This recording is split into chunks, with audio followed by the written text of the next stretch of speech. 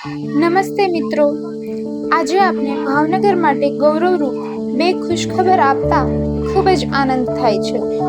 ભાવનગરના જાણીતા લેખિકા શ્રી દીપિકા ચાવડા તાપસી, જેમણે શ્રી દક્ષિણામૂર્તિમાં શિક્ષિકા તરીકે સેવા આપી છે, તેઓ હાલ લેખિકા તરીકે સક્રિય છે. નવા પુસ્તક સ્નેહ બંસીની સાહિત્ય સફર નું પ્રકાશન તાપસી ઉપનામથી જાણીતા દીપિકાબેન ચાવડાનું એક અદ્વિતીય પુસ્તક સ્નેહ બંસીની સાહિત્ય સફર હાલમાં જ પ્રકાશિત થયું છે. આ પુસ્તકમાં તેમણે જાણીતા સાહિત્યકાર અને નવલકથાકાર શ્રી જગદીશભાઈ રથવીના 20 પુસ્તકો, 10 નવલકથા, ચરિત્ર ગ્રંથો અને અન્ય રસપ્રદ પુસ્તકોનું વિહંગાવલોકન અને વિવેચન કર્યું છે. એક જ લેખક દ્વારા અને એક જ લેખકના 20 પુસ્તકોનું વિવેચન કરીને પુસ્તક બનાવવાનો કદાચ આ પ્રથમ કિસ્સો છે, જે ખરેખર પ્રશંસનીય છે. આ પુસ્તક શાળા, કોલેજો અને યુનિવર્સિટીઓની લાઇબ્રેરીમાં વસાવવા જેવું છે.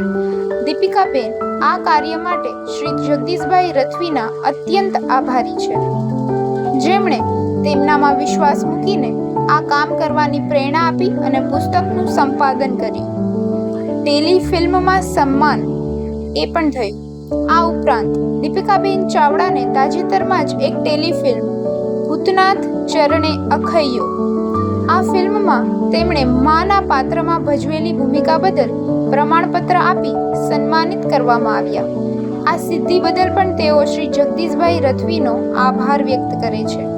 ભાવનગરના શ્રી દીપિકા ચાવડા તાપસીએ એક સ્ત્રી લેખિકા તરીકે આવું ઉત્તમ કાર્ય કર્યું છે, તે ભાવનગર માટે ખૂબ જ ગર્વની વાત છે. શ્રી દીપિકા ચાવડા તાપસી, ભાવનગરથી આપનો ખૂબ ખૂબ આભાર.